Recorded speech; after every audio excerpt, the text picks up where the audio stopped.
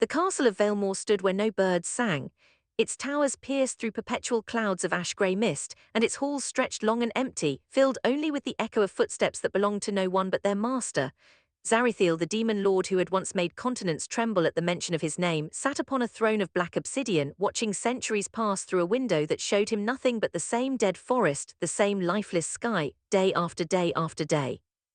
300 years, that was how long it had been since the last war, since the last soul dared to challenge him, since the last voice, other than his own thoughts, had echoed through these halls. Victory, it turned out, was a peculiar kind of curse. He had defeated every army sent against him, banished every hero who sought to end his reign, and in doing so, he had emptied his own world of anything worth fighting for. The demons who once served him had scattered, some fleeing to distant lands, others simply fading away as purposeless creatures often do. Even his most loyal generals had eventually bowed out of existence, unable to bear the crushing monotony of eternal peace. Zarethiel was not a young demon by any measure, though his appearance remained frozen in the prime of whatever cursed vitality his kind possessed. His hair was the color of midnight, his eyes burned with a low, banked fire that rarely flared anymore, and his horns curved backward like a crown he had never asked for. Once those eyes had blazed with ambition, with fury, with the desperate hunger to prove himself against a world that called him monster before it ever gave him a chance to be anything else. Now they simply watched, tired and hollow, as another sunset bled across a sky that never seemed to change. He remembered laughter, though barely. He remembered warmth, though it felt like a memory borrowed from someone else's life. There had been a time, centuries before the throne, before the crown, before the endless silence, when he had been something closer to a person than a legend. A boy who loved differently, who bled when struck, who dreamed of a life beyond the violence his bloodline demanded of him. But power has a way of consuming everything soft in a person, and Zarethiel had let it consume him because the alternative, vulnerability, connection, the risk of loss, had seemed far more dangerous than solitude ever could. The castle itself seemed to mourn with him, its stones weeping ancient dust, its corridors holding on to echoes of a life that had long since drained away. Servants he once commanded, ethereal spirits bound to serve the throne, moved through the halls with mechanical devotion, tending to duties that no longer mattered because no one remained to notice whether they were done at all. Zarethiel had stopped speaking to them decades ago. Words felt pointless when there was no one left who could understand him, no one left who might respond with anything other than obedience born from fear or magical compulsion. He often wondered in the quiet hours when even his considerable patience wore thin whether this was the price all conquerors eventually paid. To win so completely that victory itself became a prison. He had wanted power because he believed power meant safety, meant respect, meant that no one could ever again look at him the way the villagers of his youth had looked at him, with disgust, with fear, with the kind of loathing reserved for things that did not deserve to exist. He had gotten his wish. No one dared look at him with anything but terror now, but terror, he had learned far too late, was a poor substitute for connection. That evening, as another storm gathered over the mountains surrounding his domain, Zarethiel rose from his throne and walked to the great window that overlooked his kingdom. Below him stretched the blighted vale, a land his own power had twisted and darkened over centuries of unchecked magic bleeding into the earth. Nothing grew there anymore except twisted black trees and pale, luminescent fungi that glowed faintly in the darkness. It was beautiful in its own tragic way, much like everything else he had built. Beautiful and utterly devoid of life. He thought, as he often did in these moments, about ending it all. Not through death, demons of his caliber could not simply die, not easily, not without extraordinary effort, but through some final act that might release him from this endless waiting. He could seal himself away, enter a magical slumber that might stretch centuries or millennia, and perhaps when he woke, the world would have changed enough to interest him again. He had considered this option many times before, always stopping short of the ritual itself, uncertain whether he actually wanted to escape his loneliness or whether some stubborn part of him still hoped that someone, might yet break through the walls he had built. The wind outside howled with unusual intensity that night, carrying with it a strange energy that made the hair on Zarethiel's arms stand on end.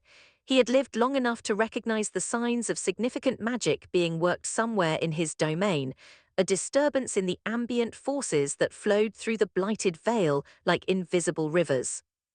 Curious despite himself, despite the weariness that had settled so deeply into his bones, he extended his senses outward, searching for the source of this unusual disturbance. What he found made him go very still. A presence bright and warm and utterly unlike anything that belonged in his cursed lands had appeared at the edge of the forest. It burned like a small sun against the darkness of his domain, a beacon of life force so vivid it nearly hurt to perceive it after centuries of nothing but grey emptiness. Zarethiel's first instinct was suspicion, perhaps another hero, another fool seeking glory by ending the infamous Demon Lord once and for all. He had faced countless such challenges throughout his long reign, and he had grown weary of the pattern, the predictable arrogance of mortals who believed themselves capable of achieving what armies had failed to accomplish. But something about this presence felt different. There was no aggressive intent radiating from it, no killing purpose or desperate courage born from misguided heroism. Instead, he sensed confusion, disorientation, and beneath that, something achingly familiar, loneliness, though of a different flavor than his own. It called to him in ways he couldn't quite articulate, this strange, bright warmth appearing in his dead forest like a flower blooming through cracked stone. He should have ignored it. Centuries of caution urged him to remain within his castle, to send one of his spectral servants to investigate rather than risk himself, however unlikely actual danger seemed. But 300 years of crushing solitude had worn away at his patience for caution, had left him hungry for something, anything, that might disrupt the endless sameness of his existence. Against every instinct of self-preservation that had kept him alive and in power for centuries, Zarethiel found himself moving toward the castle's entrance, drawn by a curiosity he hadn't felt in what seemed like several lifetimes. The great doors, ancient wood reinforced with demonic iron, groaned open before him as he approached, sensing his intent as they always did. Beyond them stretched the courtyard, empty and overgrown with the same twisted black vegetation that covered the rest of his domain. And beyond that, the treeline of the forest, where that strange bright presence continued to pulse like a heartbeat in the darkness. Zarethiel stepped out into the night air, feeling the familiar chill of his cursed lands settle around him like a second skin. The storm clouds above seemed to part slightly, as if even the sky recognized that something significant was about to unfold. He could turn back now, he told himself. He could retreat to his throne room, resume his eternal vigil, and let whatever this presence was simply fade away or move on to trouble some other corner of his domain. That would be the safe choice, the choice that had preserved his solitary existence for 3 centuries. Instead, he walked forward into the darkness toward the forest, toward the source of that impossible warmth. Each step felt heavier than the last, weighted with 300 years of accumulated caution and fear, but also lighter somehow, as if some frozen part of him was finally beginning to thaw after decades of numbness.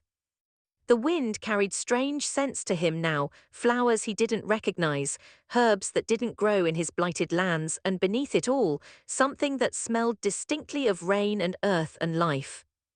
As he approached the tree line, he caught his first glimpse of her, a figure crouched beneath the twisted branches of a dead oak, her form illuminated by a soft golden light that seemed to emanate from her very being. She was unlike anything he had encountered in centuries, unlike anything that belonged in his dark and dying world.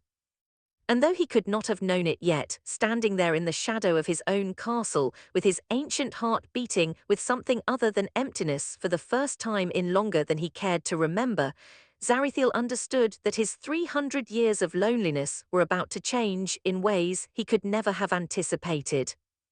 She was unconscious when he found her, curled against the base of the dead oak tree with her golden light pulsing weaker with each passing moment, like a candle flame struggling against the wind. Zarethiel approached cautiously, every instinct honed by centuries of warfare screaming at him to maintain distance, to assess threat levels, to prepare for the inevitable betrayal that experience had taught him always followed trust. But as he drew closer, he could see she was young, achingly young by his standards, though perhaps in the prime of her mortal life, with hair the color of autumn leaves and features that held no malice, no hidden weapon, nothing but genuine vulnerability. Her clothes were strange, made of fabric he didn't recognize, cut in a style that belonged to no kingdom or era he had encountered in his 3 centuries of watching the world change and evolve beyond his castle walls. There was a symbol embroidered on her sleeve, geometric and precise, that pulsed faintly with the same magic that had drawn his attention from the throne room. Whatever had brought her here, it had clearly cost her significant strength, and if he didn't act quickly, that struggling golden light might extinguish entirely. He knelt beside her, close enough now to feel warmth radiating from her skin despite the chill night air, and made a decision that surprised even himself. Gathering her into his arms with a gentleness he hadn't exercised in decades, he felt her weight settle against him, fragile and impossibly warm, like holding a piece of the sun itself. She stirred slightly at the contact but didn't wake, her breathing shallow but steady, and Zarethiel found himself walking back toward his castle with a strange sense of purpose he hadn't felt in longer than he cared to admit. The spectral servants who maintained his castle seemed almost startled by his arrival with an unconscious mortal in his arms, their ethereal forms flickering with something like surprise as he strode through the halls toward chambers that hadn't been used in centuries. He laid her gently on a bed in one of the castle's many abandoned rooms, one that had somehow remained relatively intact despite the decay that claimed most of his fortress. As he stepped back to observe her, he noticed the way her presence seemed to push back against the oppressive darkness that permeated every corner of his domain, creating a small bubble of warmth and light around wherever she lay. He should call for healing magic, he realized, though he possessed little skill in such gentle arts himself. His talents had always leaned toward destruction rather than restoration, a fact that had served him well in centuries of warfare but left him woefully unprepared for a situation like this. Still, he pressed his palm against her forehead, channeling what little restorative magic he remembered from his younger years, before he had dedicated himself entirely to conquest and dominion. Slowly, gradually, her breathing evened out, and the golden light around her stabilized rather than continuing to fade. It was nearly dawn, or what passed for dawn in his perpetually clouded domain, when she finally stirred. Zarethiel had remained in the room throughout the night, seated in a chair near the window, watching her with an intensity that would have troubled him if he'd had the emotional energy to spare for self-reflection. When her eyes finally fluttered open, revealing irises the color of storm clouds and summer skies simultaneously, he found himself holding his breath, waiting for her reaction with an anxiety he hadn't felt since his earliest days of uncertain rule. She sat up slowly, disoriented, taking in her surroundings with obvious confusion before her gaze finally settled on him. He expected fear, the same fear he had grown accustomed to seeing in every mortal's eyes throughout his long existence. Instead, she simply studied him with curious intensity, her head tilting slightly as if trying to solve a puzzle rather than fleeing from a monster. "You're the Demon Lord," she said finally, her voice carrying an accent he didn't recognize, words shaped in ways that suggested she came from somewhere very far from anywhere he had ever conquered or explored. It wasn't a question but a statement of fact, delivered with the same casual acknowledgement one might use to note the weather or the time of day. "I am," he replied, his voice rough from disuse, unused to actually speaking with someone who could respond in kind. "And you are trespassing in my domain, though I confess I'm uncertain how you arrived here in the first place." She laughed then, a sound so unexpected and genuine that it startled him more than any spell or weapon could have. "Trespassing," she repeated, shaking her head as if the word amused her. "I suppose that's one way to describe an interdimensional accident. My name is Elara, by the way. I'm a researcher, or I was, back where I come from. I was studying anomalies in the fabric of reality when something went catastrophically wrong with my experiment.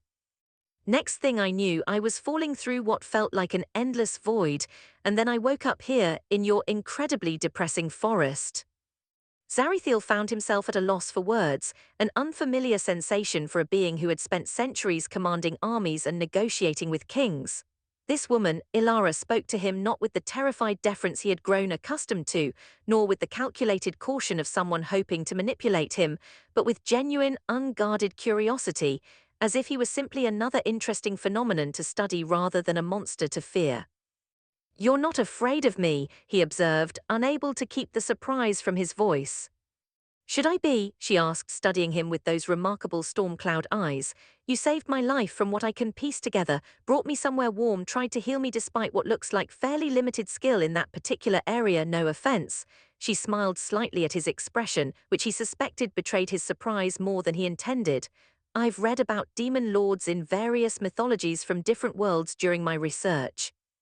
Most stories paint you as pure evil, mindless destroyers of everything good and pure.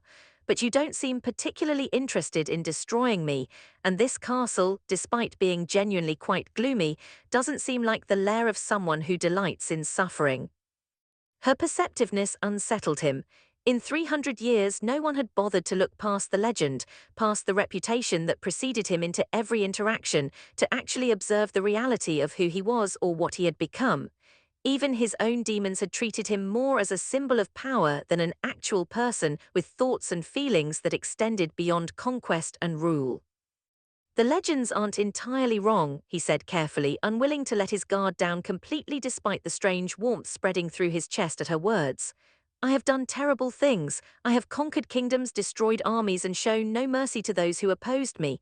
This depressing forest, as you call it, exists in its current state because of magic I unleashed centuries ago, magic that poisoned the land beyond recovery."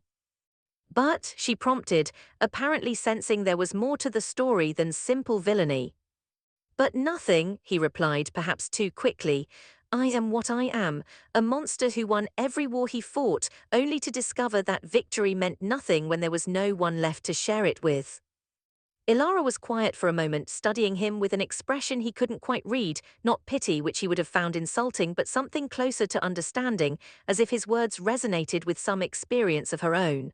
"Loneliness," she said softly, "is its own kind of monster, isn't it? I understand that better than you might think. Where I come from, I was considered strange too. Too focused on theoretical impossibilities, too willing to sacrifice social connections for the sake of research that most people considered pointless fantasy. I spent years isolated in my laboratory, convinced that solitude was simply the price of pursuing knowledge that mattered to me." "And did you find that price worth paying?" he asked, genuinely curious despite himself.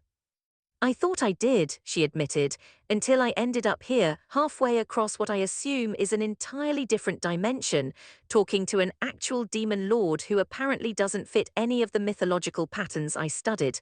Life has a funny way of proving our assumptions wrong, doesn't it?"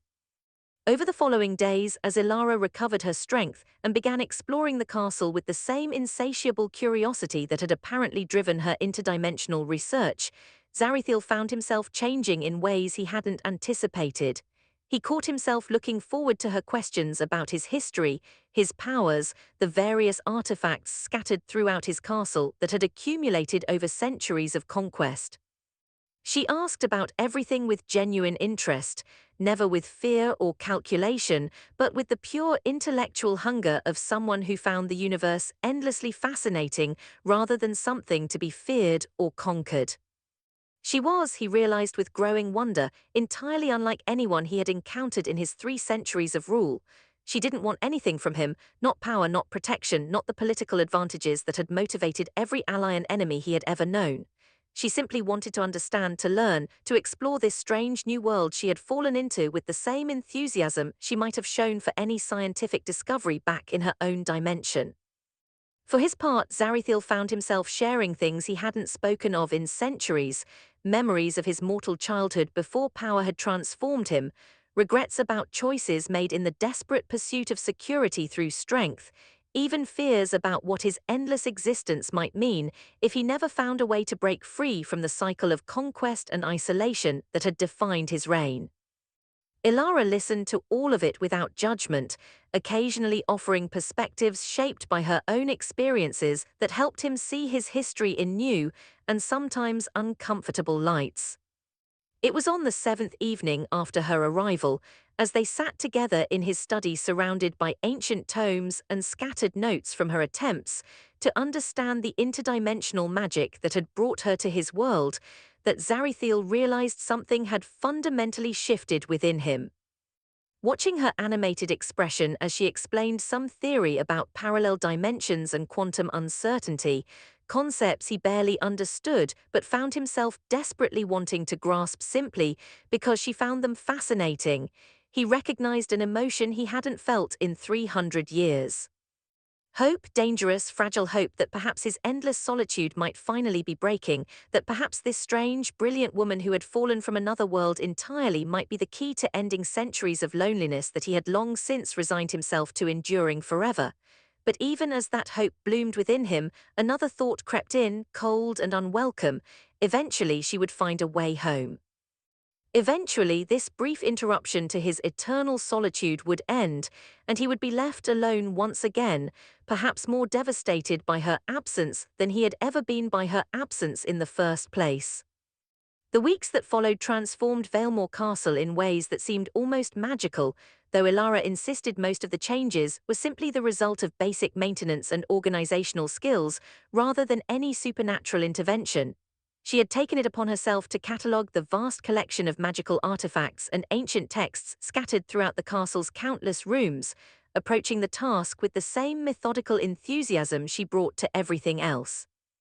Zarethiel found himself assisting her more often than not, drawn by her infectious curiosity and the simple pleasure of having purposeful work to occupy hands that had grown accustomed to idle emptiness.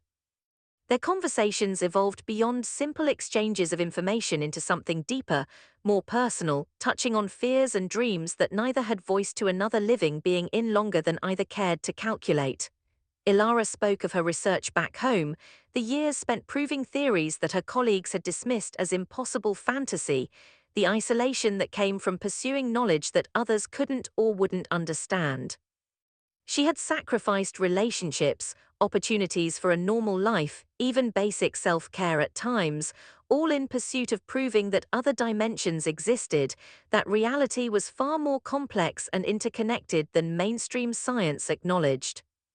"I always believed," she confessed one evening as they sat in the castle's overgrown garden, one of the few places where some vestige of the land's former beauty still lingered despite centuries of magical corruption, "that if I could just prove my theories, everything else would fall into place. Recognition, understanding, maybe even genuine connection with people who finally saw value in what I was doing.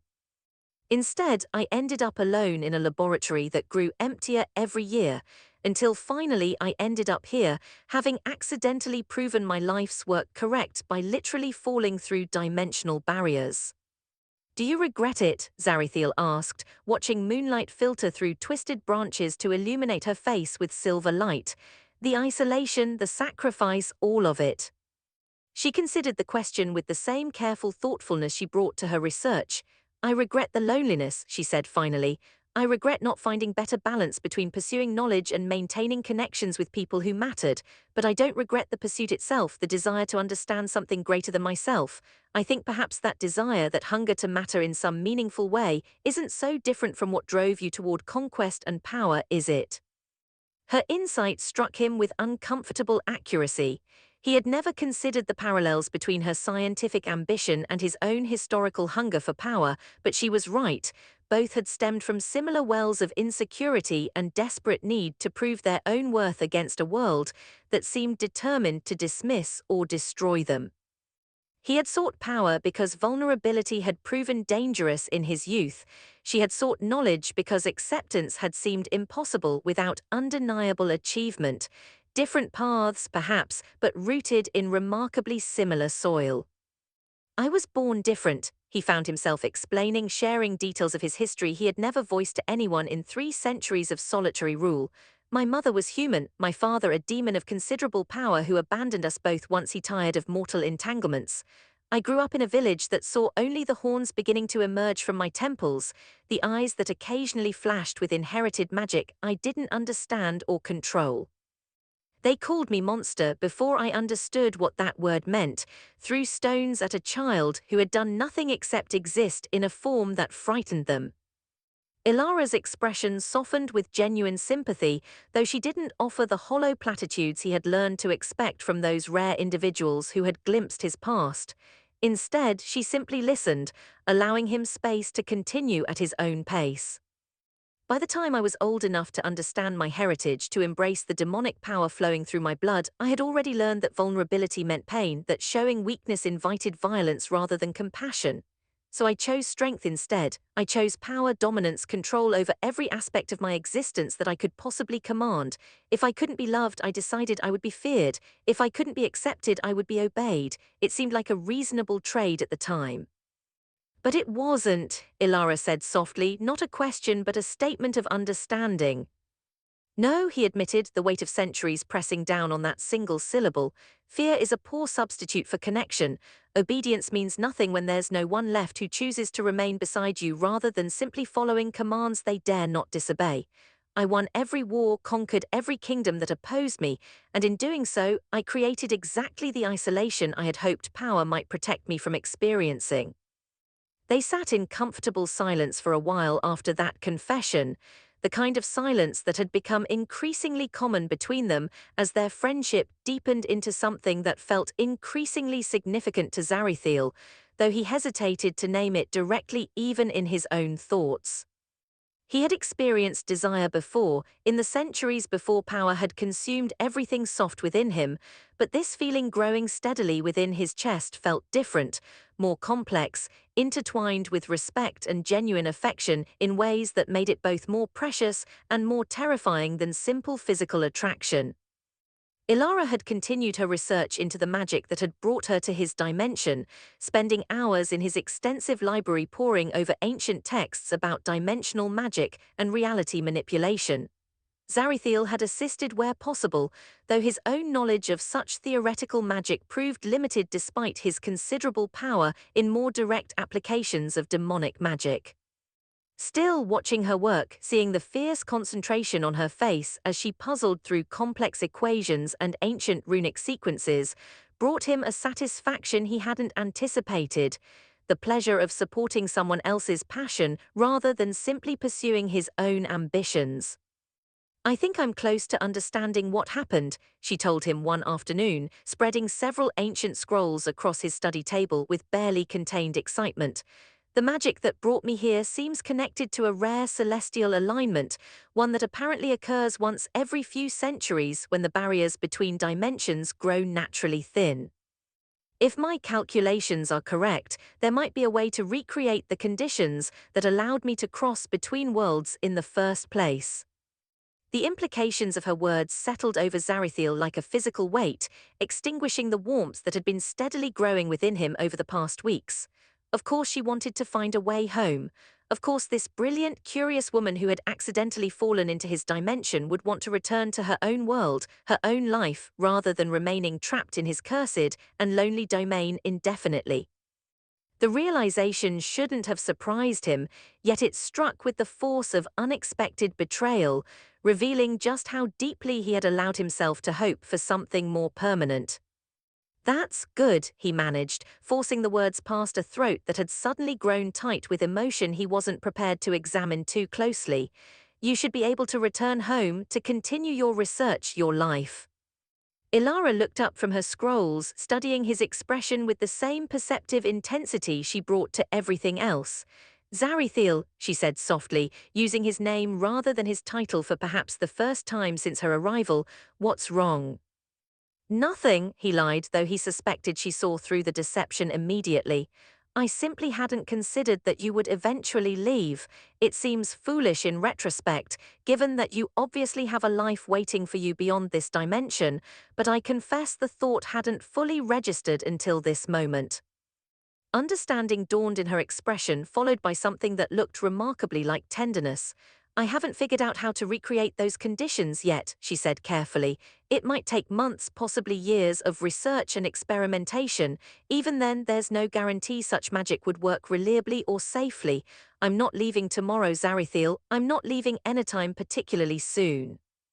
But eventually, he pressed, needing clarity despite the pain such clarity promised to bring. She was quiet for a long moment, her gaze dropping to the ancient scrolls spread before her before lifting again to meet his eyes directly. Eventually, she agreed softly, I suppose I would want to see my world again, to know what became of my research, my colleagues, the life I left behind. But Zarethiel, these past weeks have shown me something I hadn't expected to find when I fell through that dimensional rift. I've found connection here, understanding, a kind of companionship I spent years pursuing knowledge in exchange for sacrificing. I'm not in any hurry to abandon that, not when I'm still uncertain what exactly this connection between us actually means. Her words offered a fragile kind of hope, though Zarethiel forced himself to remain cautious, unwilling to allow himself the vulnerability of fully trusting in possibilities that might yet prove impossible or temporary. 300 years of solitude had taught him that hope, however welcome, often preceded disappointment more reliably than it preceded genuine fulfillment. Months passed in the strange rhythm that had developed between them, filled with research and conversation, quiet companionship and gradually deepening trust that neither had experienced in longer than either cared to calculate. Ilara's investigation into dimensional magic continued, though with less urgency than her initial discoveries had suggested, as if some part of her, too, had grown reluctant to rush toward a departure that would end whatever this connection between them had become. Zarethiel found himself transformed in ways that went beyond simple companionship. He had begun venturing beyond his castle walls more frequently, initially at Ilara's insistent curiosity about the wider Blighted Vale, but gradually because he found himself wanting to show her more of his domain, wanting to share the complex history and hidden beauty that existed even within lands his own magic had corrupted centuries before. She saw things he had stopped noticing, the strange luminescent fungi that created ethereal light shows in certain caves, the twisted but somehow graceful shapes of trees that had adapted to survive in magically poisoned soil, the way storm clouds created patterns across his perpetually grey sky that held their own austere beauty. "You know," she said one evening as they stood together on a balcony overlooking the vale, watching one of the frequent storms roll across the horizon, "I don't think this land is entirely dead, not the way you've always described it. It's changed, certainly transformed by magic in ways that created challenges for conventional life to survive. But there's still beauty here, still resilience, still things worth protecting and appreciating even if they don't match whatever image of paradise you're comparing it against." Her words resonated with him in ways that extended beyond simple observation about his cursed lands. He had spent 3 centuries viewing his domain, his existence, his very self through the lens of failure and corruption, measuring everything against ideals of what he should have been rather than appreciating what he had actually become. Ilara's perspective offered something different, not denial of the darkness within him or the damage his past actions had caused, but recognition that darkness and beauty weren't necessarily mutually exclusive, that transformation didn't always mean destruction even when it looked dramatically different from what came before. Their relationship had evolved beyond simple friendship into something neither had explicitly named but both clearly recognized. The casual touches had become more frequent, more intentional, her hand lingering on his arm during conversations, his fingers brushing against hers as they worked together through ancient texts, the way they had begun sitting closer together during their evening discussions in his study or the garden. Neither had spoken directly about romantic feelings, perhaps both too aware of the complications such acknowledgement might bring, but the tension between them had grown palpable, charged with possibility that neither seemed quite ready to fully embrace. It was during a particularly fierce storm, one that shook the ancient stones of Valemore Castle with unusual intensity, that circumstances finally forced the issue neither had been willing to directly address. Elara had come to find him in his study, seeking shelter from a leak that had developed in her usual chambers due to the storm's severity, and found him standing before the great window watching lightning illuminate his cursed domain with stark, momentary brilliance. "I keep thinking about what you said," he told her without turning from the window, sensing her presence behind him with the awareness that had become natural over months of shared companionship. About beauty existing even in transformation, even in circumstances that look dramatically different from what came before. "I've been considering what that might mean for someone like me, someone who has spent centuries defined by destruction and conquest rather than anything resembling growth or genuine change." "And what conclusions have you reached?" she asked, moving to stand beside him at the window, close enough that he could feel warmth radiating from her presence despite the storm's chills seeping through ancient glass. "Perhaps I've been measuring myself against the wrong standards for far too long," he admitted, finally turning to face her directly. I conquered kingdoms because I believed power would provide safety, would prevent the vulnerability that had caused me such pain in my youth. But you've shown me something different, that genuine connection, genuine vulnerability might offer something power never could. Not safety, perhaps, but something more valuable, meaning, purpose beyond simple survival or dominance. Ilara's expression shifted with an emotion he had grown to recognize over months of careful observation, not pity, which he would have rejected, but genuine affection mixed with something that looked remarkably like hope. "Zarethiel," she said softly, "what are you trying to tell me?" The question hung between them, charged with possibility and risk in equal measure. 300 years of careful self-protection warred within him against the desperate hope that had been steadily building since her unexpected arrival in his cursed domain. He could retreat now, could maintain the careful distance that had protected him from vulnerability for centuries, or he could risk everything by acknowledging feelings that had grown far beyond simple friendship or intellectual companionship. "I'm trying to tell you," he said finally, his voice steady despite the vulnerability the words represented, "that these past months have shown me possibilities I had stopped believing existed for someone like me. I'm trying to tell you that I've fallen in love with you, Elara, completely and perhaps foolishly given our circumstances, but genuinely nonetheless. I understand you have a life waiting for you beyond this dimension, research and colleagues, and a world that needs your brilliant mind more than my cursed domain ever could. But I needed you to know, regardless of what choices you eventually make about returning home, that you've ended 3 centuries of loneliness I had genuinely believed was permanent." The silence that followed his confession felt eternal, filled with the weight of vulnerability he had avoided expressing for longer than he could accurately calculate. Ilara studied him with those remarkable storm cloud eyes, searching his expression for something he couldn't quite identify, before finally closing the distance between them entirely. "I've been trying to find the courage to tell you something similar," she confessed, her voice barely above a whisper despite the storm's fury continuing to rage beyond the window.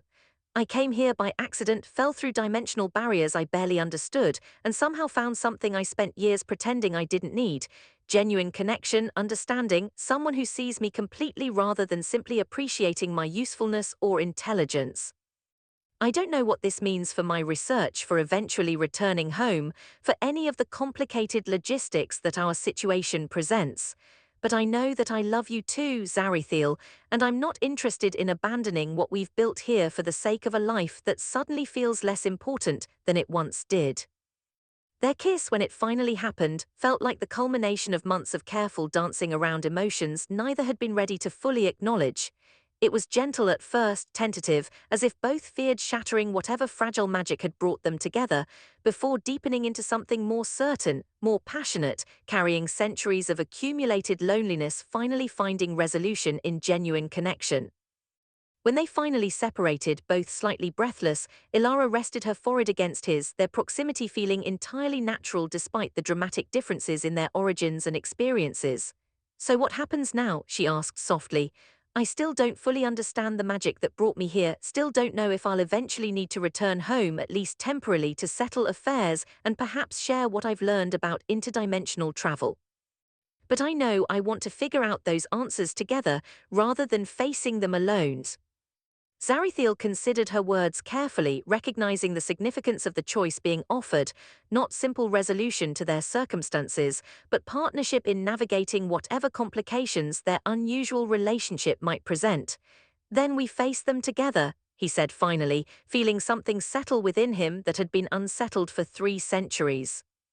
"Whatever comes next, whatever challenges your research reveals or complications our different origins present, I would rather face them with you beside me than return to the solitary existence I endured for so long." Outside, the storm began to gradually subside, clouds parting slightly to reveal glimpses of stars that rarely appeared over his perpetually grey domain. Perhaps it was coincidence, or perhaps some subtle magic responding to the genuine connection finally blooming within his cursed castle, but Zarethiel chose to interpret it as a hopeful sign for whatever future awaited them both. In the months that followed, they continued their research together, exploring not just the theoretical magic that had brought Elara to his dimension, but also the practical questions of how their relationship might function given their different origins and responsibilities. She maintained contact with her original world through careful magical experiments, ensuring her colleagues understood she remained alive even if her exact circumstances remained complicated to explain. Zarethiel began the slow process of reconsidering his relationship with his own domain, exploring whether the magical corruption that had poisoned his lands might eventually be reversed or transformed into something less destructive. Neither pretended their situation was simple or without ongoing challenges. Elara occasionally experienced homesickness for her original world, for colleagues and familiar comforts she had left behind through circumstances beyond her control. Zarethiel struggled sometimes with vulnerability that connection demanded, old patterns of self-protection occasionally resurfacing despite his genuine desire to build something different with Elara. But they navigated these challenges together, communicating openly about fears and uncertainties rather than retreating into isolation, as both had done throughout years of separate loneliness. 300 years of solitude had taught Zarethiel that power without connection meant nothing, that conquest without genuine relationship provided only hollow victory. Ilara's unexpected arrival in his cursed domain had shattered patterns of isolation he had believed permanent, revealing possibilities for genuine partnership and love that he had long since stopped believing existed for someone like him. Together, they began writing a new chapter, not just for his transformed domain, but for both their lives, proving that even the most profound loneliness could find resolution when two souls, however different their origins, chose genuine connection over the safety of solitary existence. The Demon Lord who had once ruled through fear and isolation had finally discovered that love, however unexpected its arrival, offered a different kind of power entirely. One built on trust, vulnerability, and the courage to choose connection, despite every instinct urging protective distance instead.